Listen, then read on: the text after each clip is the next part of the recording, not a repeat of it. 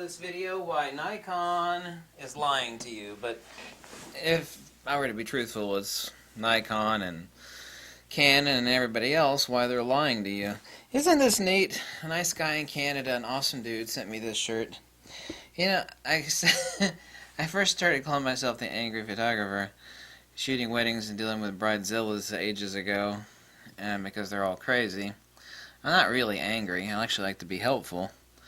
I do, however, have a very low tolerance for BS. I do. I'm like the first guy at a stoplight to honk the horn if someone is like, it's like texting, going, "Oh yeah, girlfriend." It's like, the light's green, honey. So I do have a low tolerance for BS, admittedly. Hey, but at least I'm not selling anything. I'm not out to screw you, Certainly a lot of people out there like that. Click on this link below, buy this product so I can get a kickback. I don't know which is worse. Someone that's got, cusses once in a while, has a low tolerance for bull crap, or someone that smiles at you and says nice things, but really doesn't give a crap about you, doesn't have much experience with the products that they're recommending to you, and is telling you to click on a hot link to buy something so they can get a kickback. I don't know. You make up your mind on which one of those is the worst of the two situations. I've been working for some time on perfecting absolute nutshell, and it's really hard because A, photography is an art form. B, when you're dealing with lenses, there are a lot of variables. But I've been able to nail it down to a hardcore philosophy, and I am building the website. Everybody keeps asking me about the website, which is the latest I've ever been on anything in my entire life. But I wanted to get something down into a nutshell, something that I could apply to every lens, and I finally perfected it. Because every criteria of every lens comes down to RPG-BCD. 6 things: resolution, phase, gain, bandwidth, construction, and drive. Getting down to drive, for example. So you got the super fast Nikon D500, or even your latest, your fastest Canon camera, which I don't know how fast Canon is because I haven't used Canon in forever. D500, for example, Nikon, really, really fast. Nikon is lying to you, and so is Canon. They won't tell you this. And Nikon still makes, thank God, Nikon even still makes manual focus lenses, thank goodness, the really good ones. Like if you buy a D-series screw drive lens, even though your camera is smoking fast, that little motor in there hasn't changed. There are certain things that are response time, and then not only the response time, but the speed at which the signal, what does it drop to? Like a screw drive, the autofocus has to be processed. It has to be sent, but where is it sent? Is it sent to a motor in the lens, or is it sent to the motor in the camera, like on a screw drive lens, where there's a little motor and a little blade sticking on the lens mount that actually drives the lens mechanically? Obviously that's different. Even internally driven lenses, like the AFS motors. Well, Nikon lies to you, for example. This is a hardcore fact, because they'll call an AFS lens and another lens an AFS lens, and unfortunately that doesn't tell you whether that's a true super fast lens with a silent wave hubless motor in it, or whether it's got a micro motor and some little gears in it.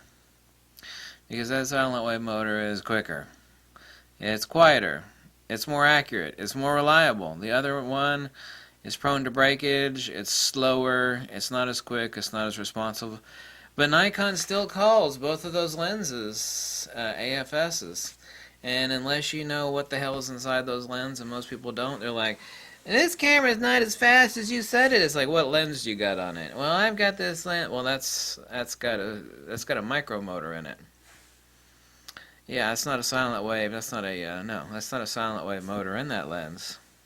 Oh. Speed, just because the camera is a set speed doesn't mean you're going to get the same response out of it. You could have a 100 millimeter screw drive lens and another 100 millimeter silent wave drive lens, for example.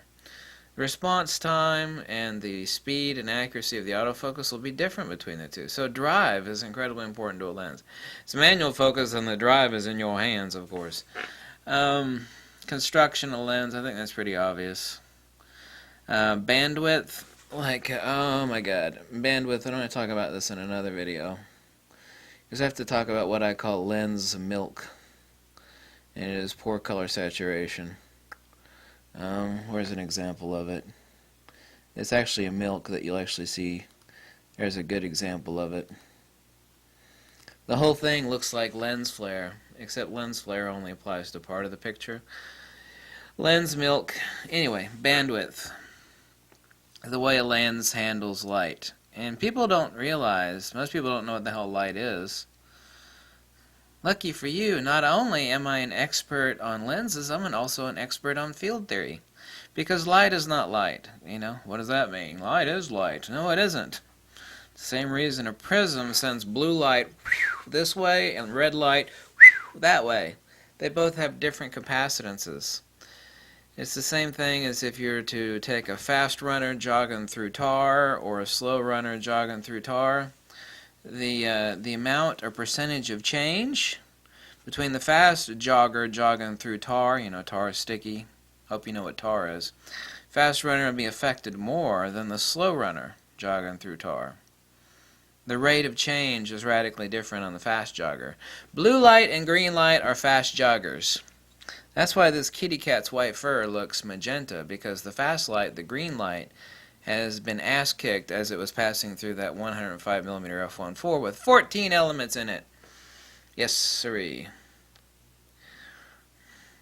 Absolute, total, like 9 planetary alignment to have somebody on YouTube, the fat, ugly, tattooed dude that's not only an expert in field theory, has written a book on what magnetism and specifically what light is, but has also got more experience with lenses than everybody else. Let's say the top 30 people on YouTube combined. All of them combined don't even have my experience. Oh, that's so egotistical. You're so egotistical. Yeah, what if it's accurate? So, that's bandwidth. RPG-BCD. So, bandwidth, construction, drive. Those are the last 3. The first 3, resolution. We know what that is. Sharpness. Phase. Phase is actually the binocular disparity, and a few other things. Will take me forever to get into that. That actually talks about perceptual depth. The gain of the lens, how it is, how good it is on handling and transmitting the light. Not how it handles the light or what it does to the light, but the actual gain of the lens. Because every lens is a circuit. Okay. Light is electrical, by the way. If anybody tells you that photons are passing through your lens and hitting your sensor, then they're a crack-smoking hippie. You know how solar cells work? Yeah, light hits the solar cell and it creates electricity. Well, the sensor on the back of your camera is no different than a solar cell, except it has RGB discriminators on it. Red, green, blue. Yes, that little thing on the back of your digital camera is no different ultimately, except it's a lot more accurate, a lot finer, a lot more precise. It's a solar cell. Except it discriminates out RGB, CMY, like bare array, X-trans array. Yes, girlfriend, there is a tiny, very expensive solar cell in the back of your digital camera.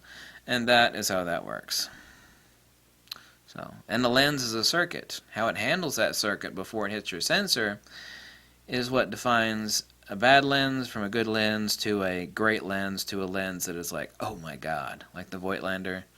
And then some other lenses that I recommended that people absolutely love the hell out of. They're like, oh my god, I've been shooting for 25 years. My pictures have never looked this good. Thank you so much for recommending this lens, which is not only awesome, but insanely cheap.